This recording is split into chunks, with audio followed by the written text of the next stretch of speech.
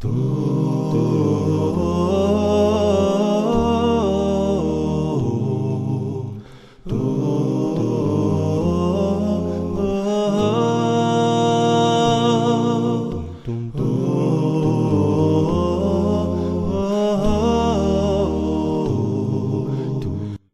here today with Ari Goldwag, fresh from Eretz Yisrael. He came in for a simcha. He was nice enough to stop by and visit us, so we're here to talk about his latest album, Sheves Chaverim. Sheves Chaverim. Ari, what can you tell us about this project? What can I tell you about this project? That's a very wide question. Hence why I asked it. Sheves Chaverim to me it was a project that took a long time. It was a project that I invested a lot of thought into, a lot of heart into, and it's the first place I got my son singing on an album in a serious way. So, and the soloists are just very, very good kids, both personally, and the kids, their voices are beautiful, and I think it's a great album.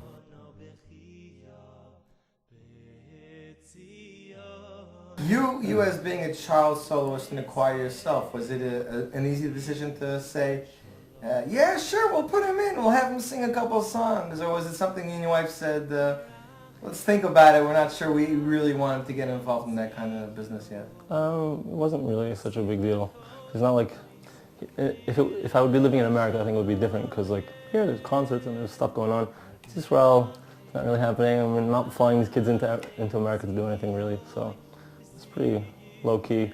He's a 6-year-old and he sees his face all over on the posters, so that's a little bit of an ego boost, but I think we're keeping it in check. Right.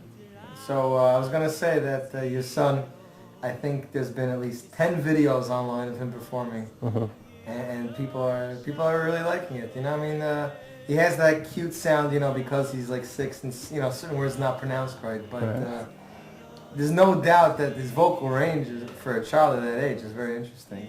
Yeah. Was there any coaching involved, or?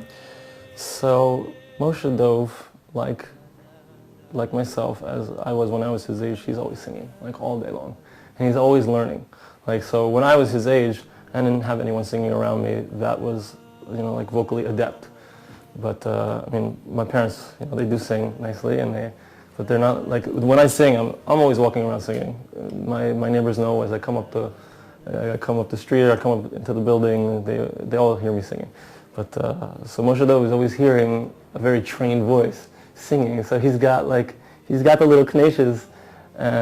It's really cute. We did a small really small performance in Ramat Beit Shemesh, and one of the boys, Shlomo Littman, so he sang the high part of, I think it was Sof Davar. Was it Sof Davar?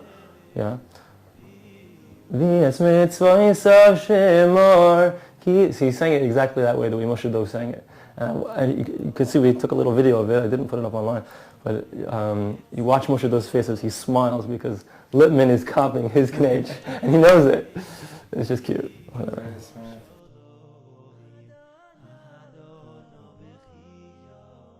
I know a lot of people were saying that when we got the information on the album, it said that, like, be aware there's going to be a Sheves Achim too. Yeah. So what technically does that mean? What is the connection between Sheves Achim and Sheves Chaverim? Okay, that's a great question. So Sheves Achim, the concept was two brothers, which were Shimon and Moshe Bel. And so I never planned even to make that album or this album. It was not, I mean, if you look at the stuff I've done before, it's totally not really my style.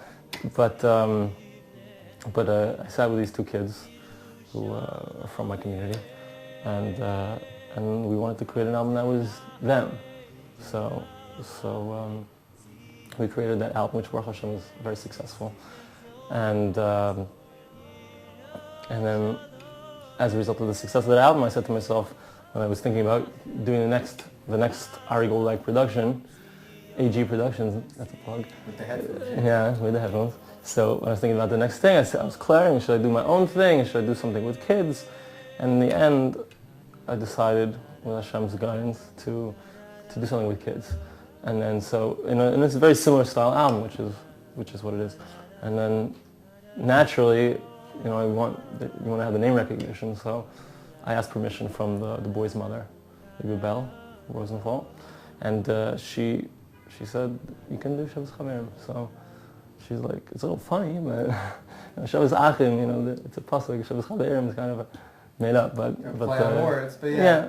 But I'm grateful that she was okay with it, and so we have Sheves Chaverim now, and with Sheves Achim we actually sat down just 2 weeks ago to talk about their second album. Their voices have changed, their voices have matured, and I'd also like to put on their album some of Sheves Chaverim, so that there should be a nice transition between them coming as kids and then as adults. But they had songs of their own on the first album, and now they have more songs of their own, which are very nice. So some good schera, hopefully, Mitzvah Shem. And that's the basic.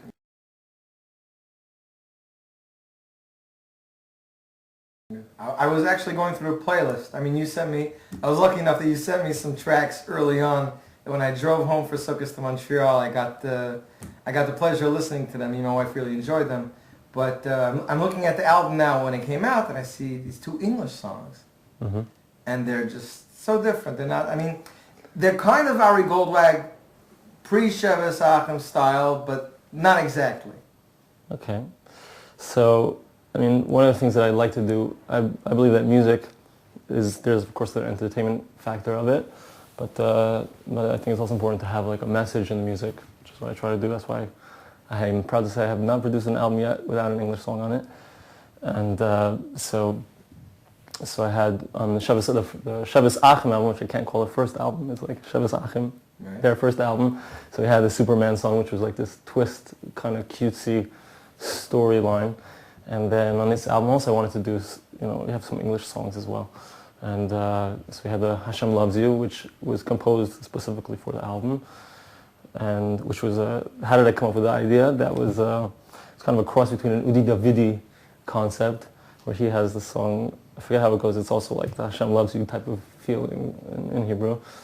And it's also like a little bit of a cross between a song which I did before, which was It's Up to You Now, which was more like, giving a good feeling to, each person has their potential, they need to accomplish it. So like I tried to do a shiluv, a cross between Hashem Loves You and, each person has their special thing that they can accomplish. And then we had the other song, which is the Finally Here song, which is its own kunst, its own twist of a Mashiach song into something, make people think, But they're not cheesy. Making an English song is always very hard, lyrical, because you don't want to make it sound too rhymey or too cheesy. I think, especially the Finally Here, it flows very well. It is a story unfolding. Yeah, cool, thanks. Thanks.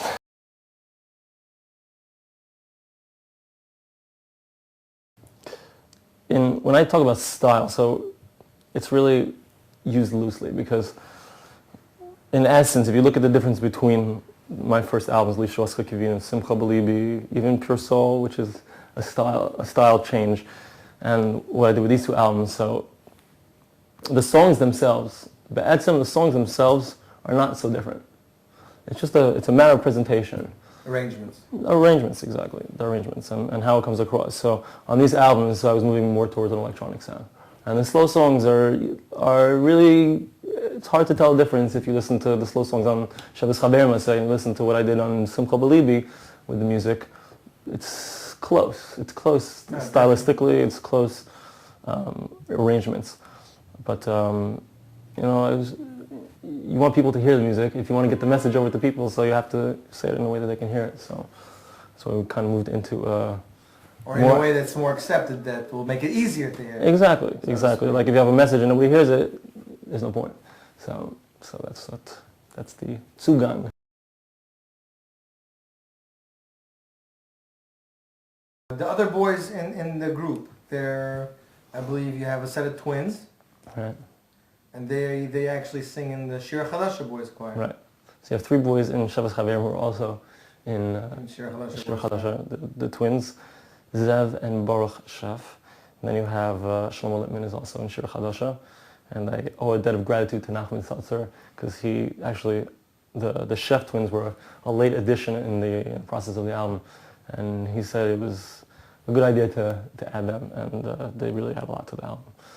And I mean, it's nice to see that. You guys know each other for a couple of years. You're both still in the industry, in Eretz Yisrael, but it's not like a rivalry kind of thing. No. They're two different products, and you understand that. Yeah, totally.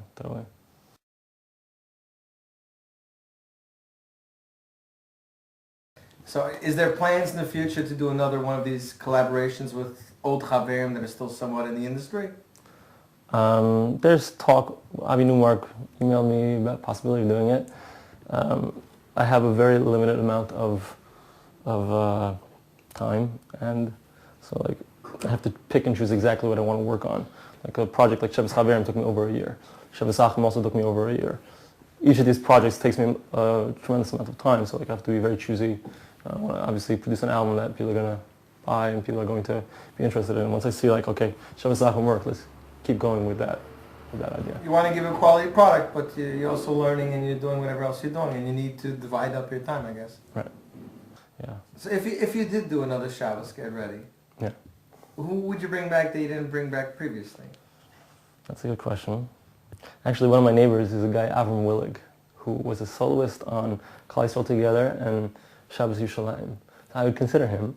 He's a good friend of mine. Actually, his son now is singing very nicely. He was in Shir Chadasha for a little while. He's 8 years old. Very nice voice, a very similar voice. As a kid, if you listen back to Klal Yisrael Together and Shabbos Yushalayim, there's one kid who's like this kid who has like perfect control and has like a little raspy voice. Whatever, go listen back, you'll find him. Avram Willig. And who else would I pick? It's a tough one. I heard Jonathan Pillay is also in Israel. Oh, yeah? He's sang B'siyata D'Shmaya. He's around. Maybe I could hook up with him. Okay.